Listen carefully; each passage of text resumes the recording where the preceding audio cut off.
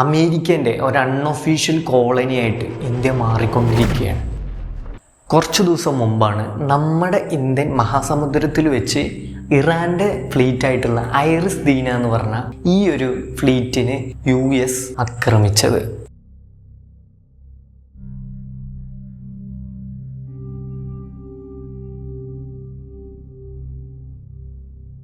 Indian Ocean, and we'll play it on the screen there. An American submarine sunk an Iranian warship that thought it was safe in international waters. We are fighting to win. യുദ്ധത്തിനും യുദ്ധത്തിൻ്റെതായ കുറച്ച് മര്യാദകളുണ്ട്. ആ മര്യാദയാണ് ഇവിടെ US break ചെയ്തത്. ഇതൊരു വാർ സോണിലുള്ള fleet അല്ല, deadly ആയിട്ടുള്ള തോക്കോ അല്ലെങ്കിൽ ബോംബോ ഒന്നും കൊണ്ടുപോകുന്ന ഒരു കപ്പലും അല്ല. ഈ കപ്പൽ നമ്മുടെ ഇവിടെ വിശാഖപട്ടണത്ത് ഇൻ്റർനാഷണൽ ഫ്ലീറ്റ് റിവ്യൂവിന് വന്നതാണ്. ഈ ഇൻ്റർനാഷണൽ ഫ്ലീറ്റ് റിവ്യൂ കഴിഞ്ഞ് തിരിച്ച് ഇറാനിലേക്ക് അവർ പോകുമ്പോഴാണ് US അവരെ അറ്റാക്ക് ചെയ്തത്. ടോർപിഡോ എന്ന് പറഞ്ഞാൽ ഇത് ഉപയോഗിച്ചിട്ടാണ് ഈ ഒരു ഫ്ലീറ്റിനെ അറ്റാക്ക് ചെയ്തത്. ശരിക്കും വേൾഡ് വാർ 2 ശേഷം US ആദ്യമായിട്ടാണ് ഈ ടോർപിഡോ ഉപയോഗിക്കണത് എന്നുള്ളൊരു കാര്യം കൂടിയുണ്ട്. അറ്റാക്കിൻ്റെ ഫലമായിട്ട് എന്തുണ്ടായി? 83ഓളം പേര് മരണപ്പെട്ടു. 32 പേരെ ശ്രീലങ്കൻ നേവിൻ്റെയും കോസ്റ്റ് ഗാർഡിൻ്റെയൊക്കെ ശ്രമഫലമായിട്ട് രക്ഷിച്ചെടുത്തു. ഈ ഒരു ഇൻസിഡൻറ്റിനെ കുറിച്ച് ഇന്ത്യ ഒരക്ഷരം മിണ്ടിയിട്ടില്ല. എന്തിന് ശ്രീലങ്ക വരെ, ആ കുഞ്ഞൻ രാജ്യം വരെ ഈ അമേരിക്കേൻ്റെ ഇടപെടലിനെ തള്ളി പറഞ്ഞു, യുദ്ധത്തിനെതിരായിട്ട് സംസാരിച്ചു. നേരെ മറിച്ച് ഇന്ത്യ നമ്മുടെ രാജ്യത്ത് വന്ന് തിരിച്ചു പോയവരായിട്ട് പോലും നമ്മളതിനെക്കുറിച്ച് ഒരക്ഷരം മിണ്ടിയിട്ടില്ല.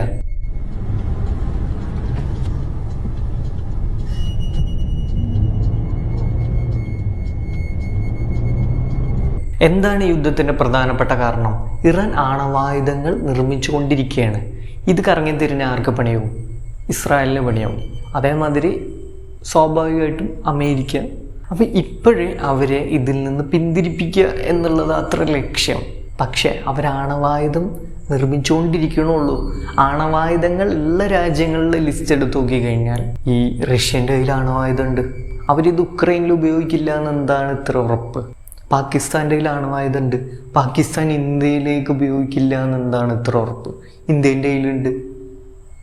ഈ പറയുന്ന അമേരിക്കേൻ്റെ കയ്യിലുണ്ട്. ഈ അമേരിക്ക എന്നാൽ ഞങ്ങൾക്ക് ആണവായുധം വേണ്ട എന്ന് പറഞ്ഞാൽ അത് ഉപേക്ഷിക്കല്ലേ വേണ്ടത്? അങ്ങനെയല്ലല്ലോ ചെയ്യണത്. എന്തിന്? ഇസ്രായേലിൻ്റെ കയ്യിലുണ്ട്. ഇസ്രായേൽ ആണവായുധങ്ങൾ നിർമ്മിക്കുന്നുണ്ടെന്ന് പുറം ലോകത്ത് എത്തിച്ച ആളെ വർഷങ്ങളോളം ജയിലിൽ കൊണ്ടുപോയി ഇടുകയാണ് ഇസ്രായേൽ ചെയ്തത്. അപ്പം എല്ലാവർക്കും നിയമം ബാധകമാവണ സാഹചര്യം ഉണ്ടല്ലോ. ഈ ഇസ്രായേൽ ഗാസയിലോ വെസ്റ്റ് ബാങ്കിലോ ഉപയോഗിക്കില്ല എന്നെന്താണ് ഇത്ര ഉറപ്പ്? ഒറ്റത്തവണയുള്ളൂ ന്യൂക്ലിയർ ബോംബ് ഒരു സ്ഥലത്ത് പ്രയോഗിച്ചിട്ടുള്ളൂ. അത് അമേരിക്ക ജപ്പാനിലാണ്. പല രീതിയിലുള്ള പരീക്ഷണങ്ങൾ നടന്നിട്ടുണ്ട് ഉത്തര കൊറിയയിലൊക്കെ. അല്ലാതെ വേറൊരു രാജ്യത്ത് ഒരു രാജ്യം കൊണ്ടുപോയിട്ട് ന്യൂക്ലിയർ ബോംബ് ഇട്ടത് ജപ്പാനിൽ മാത്രമാണ്. ആരാണത് ചെയ്തത്? അമേരിക്കയാണ് ചെയ്തത്.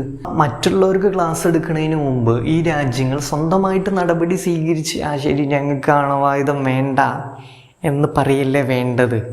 പക്ഷെ അതിവിടെ നടന്നിട്ടില്ല. ഞങ്ങൾ കൈവശം വെക്കും, പക്ഷേ മറ്റാരും ഉപയോഗിക്കാൻ പാടില്ല എന്നുള്ളതാണ് അവരെ സ്ട്രാറ്റജി.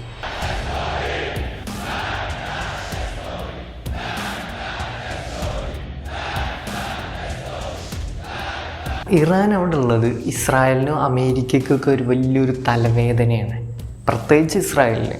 2 വർഷത്തോളം ഇസ്രായേൽ ഗാസ സൈഡിൽ 70,000 പേരോളം വംശഹത്യ ചെയ്തു.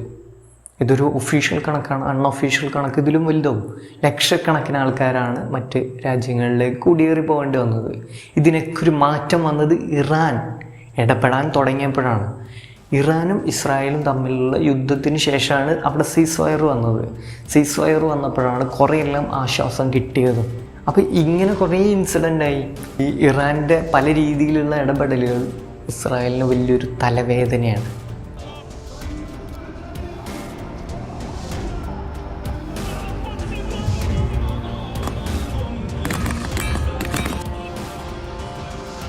ലെബനോൻ്റെ മിലിറ്റൻറ്റ് ഗ്രൂപ്പായിട്ടുള്ള ഹിസ്ബുള്ള ആയാലും പാലസ്തീൻ്റെ മിലിറ്റൻറ്റ് ഗ്രൂപ്പായിട്ടുള്ള ഹമാസ് ആണെങ്കിലും ശരി, ഇതിൻ്റെയൊക്കെ മേജർ ഫണ്ടർ അതേമാതിരി ആയുധങ്ങൾ സപ്ലൈ ചെയ്യണമൊക്കെ ഈ ഇറാനാണ്. ഈ ഇറാനെ ഇല്ലാതാക്കണതിൻ്റെ കൂടെ വലിയൊരു ത്രട്ട് ഇസ്രായേലിനെ അവിടെ ഒഴിവാക്കാൻ പറ്റും. ഹമാസിൻ്റെ അടുത്ത് നിന്നാണെങ്കിലും ശരി, ഹിസ്ബുള്ളേൻ്റെ അടുത്ത് നിന്നുള്ളതാണെങ്കിലും ശരി. അപ്പോൾ പിന്നെ ഇതൊന്നും ചോദ്യം ചെയ്യാൻ ഈ പാലസ്തീനിലുള്ള അല്ലെങ്കിൽ വെസ്റ്റ് ബാങ്കിലും ഗാസയിലൊക്കെ ഉള്ള അധിനിവേശത്തിനെ ചോദ്യം ചെയ്യാൻ പിന്നെ വേറെ ആരുമില്ല. ആകെ ഇതൊക്കെ ചോദ്യം ചെയ്യാനുള്ള രാജ്യം ഇറാനാണ്, അല്ലെങ്കിൽ അവർ ഫണ്ട് ചെയ്യുന്ന ഈ militant ഗ്രൂപ്പുകളാണ്. India is a great country with a very good friend of mine at the top, and ഒട്ടും വിശ്വസിക്കാൻ പറ്റാത്ത ഒരു രാജ്യമാണ് അമേരിക്ക. അതിന് കുറേ കാരണങ്ങളുണ്ട്. 1971 ഇന്ത്യ പാക് വാറിൻ്റെ സമയത്ത് അന്നത്തെ അമേരിക്കൻ പ്രസിഡൻ്റായിട്ടുള്ള റിച്ചാർഡ് നിക്സൺ സപ്പോർട്ട് ചെയ്തത് പാകിസ്ഥാനെയാണ്.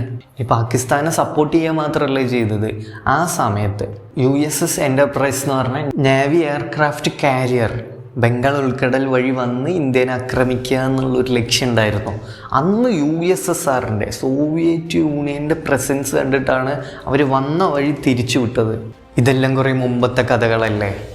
ഇപ്പം നമ്മൾ വലിയ ആലിയല്ലേ, വലിയ സൗഹൃദമല്ലേ എന്ന് പറയും. പക്ഷേ ഈ ഇറാൻ ഒരു കാലത്ത് അമേരിക്കേൻ്റെ ഏറ്റവും വലിയ ആലിയായിരുന്നു, ഭയങ്കര ഫ്രണ്ട്സായിരുന്നു. ഇപ്പം എന്താ അവസ്ഥ? വെനസ്വേല ഒരു കാലത്ത് US-ൻ്റെ ആലിയായിരുന്നു, വലിയ ഫ്രണ്ട്സായിരുന്നു. ഒന്നും വേണ്ട, ഇറാഖിൻ്റെ സദ്ദാം ഹുസൈനെ പിടിച്ചുകൊണ്ട് പോയതും അദ്ദേഹത്തിനെ വധിച്ചതൊക്കെ അറിയാലോ. ആ ഇറാഖും സദ്ദാം ഹുസൈനും ഒരു കാലത്ത് ഇറാഖ് യുദ്ധത്തിൻ്റെ സമയത്ത് ഇറാഖിന് വേണ്ട ആയുധങ്ങൾ സപ്ലൈ ചെയ്തിരുന്നത്, ബോംബുകളും അങ്ങനത്തെ മിസൈലുകളും എല്ലാം സപ്ലൈ ചെയ്തത് US ആയിരുന്നു. ഇന്ത്യ ആരെ കയ്യിൽ നിന്ന് എണ്ണ വാങ്ങണം എന്ന് തീരുമാനിക്കുന്നത് അമേരിക്കയാണ്. ഒരു ടൈമിൽ ഇറാൻ്റെ കയ്യിൽ നിന്നായിരുന്നു നമ്മൾ എണ്ണ കൂടുതൽ വാങ്ങിയിരുന്നത്. US ഇന്ത്യനോട് പറഞ്ഞു ഇറാൻ്റെ കയ്യിൽ നിന്ന് എണ്ണ വാങ്ങാൻ പാടില്ല എന്ന്. അങ്ങനെയാണ് ഇറാൻ്റെ ഓയിൽ വാങ്ങൽ കുറഞ്ഞത്. ഇപ്പോൾ റഷ്യൻ്റെ കയ്യിൽ നിന്നും ഓയിൽ വാങ്ങാൻ പാടില്ല എന്നുള്ളൊരു ഏർപ്പാട് വന്നു. ഈ റഷ്യൻ്റെ കയ്യിൽ നിന്ന് ഓയിൽ വാങ്ങൽ കുറച്ച് US-ൻ്റെ ഓയിൽ വാങ്ങൽ കൂട്ടി. ഈ സമയത്ത് ഉണ്ടായൊരു സംഭവമാണ്. ഇപ്പോൾ ഈ യുദ്ധം വന്നപ്പോൾ സപ്ലൈ ചെയിനിൽ പ്രശ്നം വന്നു. സ്ട്രെയിറ്റ് ഓഫ് ഹോർമ്യൂസ് ഒക്കെ വഴിയുള്ള സപ്ലൈ എല്ലാം കാര്യമായിട്ട് ബാധിക്കും. അപ്പോൾ ഈ ഒരു സിറ്റുവേഷനിൽ അമേരിക്ക അങ്ങോട്ട് സമ്മതിച്ചു റഷ്യൻ്റെ കയ്യിൽ നിന്ന് ഒരു 30 ദിവസം വേണമെങ്കിൽ മേടിച്ചോളാൻ. ഇന്ത്യക്ക് റഷ്യൻ എണ്ണ വാങ്ങാമെന്ന് സമ്മതിച്ചിരിക്കുകയാണ് അമേരിക്ക. അതായത് ഉപരോധത്തിൽ ഒരു ഇളവ് നൽകിയിരിക്കുകയാണ്. കടലിലുള്ള റഷ്യൻ ടാങ്കറുകളിൽ നിന്ന് എണ്ണ വാങ്ങാമെന്നാണ് പറഞ്ഞിരിക്കുന്നത്. ഇന്ത്യൻ്റെ കാര്യങ്ങൾ തീരുമാനിക്കേണ്ട ഇന്ത്യക്കാരല്ലേ, US അല്ലല്ലോ. എന്തോ എങ്ങനെ ഈ യുദ്ധം നടക്കുന്നതിൻ്റെ 2 ദിവസം മുമ്പാണ് നമ്മുടെ പ്രധാനമന്ത്രി നരേന്ദ്രമോദി ഇസ്രായേലിലേക്ക് പോയത്. അവിടെ വെച്ചിട്ട് അദ്ദേഹം ഇങ്ങനെ പറഞ്ഞു, ഇന്ത്യ മദർലാൻഡ് ആണെങ്കിൽ ഇസ്രായേൽ ഫാദർലാൻഡാണ്. ഇസ്രായേലല്ല ഫാദർലാൻഡ്, ശരിക്കും അമേരിക്കയാണ് ഫാദർലാൻഡ്. ഈ ഫാദറാണ് ഇപ്പോൾ നമ്മുടെ കാര്യങ്ങൾ തീരുമാനിക്കുന്നത്. എവിടെ നിന്ന് എണ്ണ വാങ്ങണം, എവിടെ നിന്ന് LPG വാങ്ങണം, എവിടെ നിന്ന് എന്തൊക്കെ സാധനങ്ങൾ വാങ്ങണം എന്ന് തീരുമാനിക്കുന്നത്. കുറച്ചും കൂടി ഡിസ്കൗണ്ട് റേറ്റിൽ കിട്ടുന്നതുകൊണ്ടാണ് നമ്മൾ റഷ്യൻ ഓയിൽ വാങ്ങിയത്. പക്ഷെ അതും അമേരിക്ക മുടക്കുകയാണ് ചെയ്തത്. 1 മാസം മുമ്പ് വരെ റഷ്യൻ്റെ കയ്യിൽ നിന്ന് ഓയിൽ വാങ്ങിയാൽ 50% താരിഫായിരുന്നു. buyer that we're putting a 50% tariff on you if you buy oil from Russia. That was a big blow. ഈ താരിഫ് വാറിൻ്റെ അവസാനം എന്തുണ്ടായി? ഇന്ത്യ റഷ്യൻ്റെ കയ്യിൽ നിന്ന് ഓയിൽ വാങ്ങൽ കുറച്ചു. അതുമാത്രമല്ല, ബില്യൺ കണക്കിന് രൂപേൻ്റെ സാധനങ്ങൾ അമേരിക്കയിൽ നിന്ന് 0% ടാക്സിൽ ഇവിടെ ഇറക്കാൻ അനുമതിയും കൊടുത്തു.